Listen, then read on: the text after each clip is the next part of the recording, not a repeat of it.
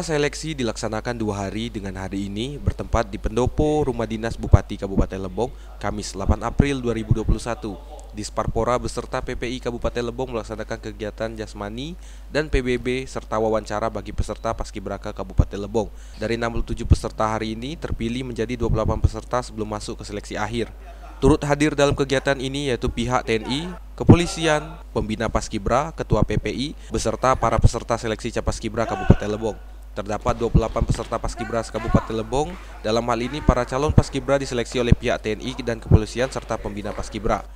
Dalam hasil diskusi seleksi ini terdapat 6 peserta terpilih terbaik dari 28 peserta sebelumnya, sehingga 6 peserta ini akan melanjut ke tingkat provinsi. Pihak PPI berharap kepada pemerintah daerah Kabupaten Lebong agar lebih memperhatikan Paskibraka ke depannya.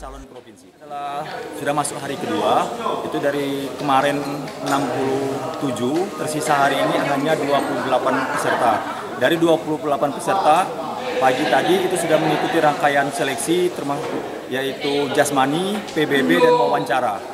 Dan sore ini dihasilkan 6 terbaik yaitu 3 putra dan 3 putri yang untuk mewakili Kabupaten Lebong di tingkat provinsi nanti.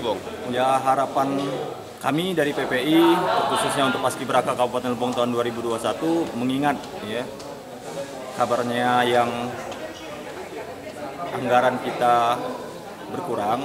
Jadi harapan kami ke depan pemerintah daerah dapat lebih memperhatikan Paskibraka ini karena mengingat ya sejarah perjuangan para pahlawan yang mana kegiatan Paskibraka ini kegiatan rutin tahunan untuk memperingati Hari Kemerdekaan Republik Indonesia. Jadi harapan kami ke depan ya pemerintah daerah bisa memperhatikan lagi Paskibraka untuk tahun-tahun selanjutnya.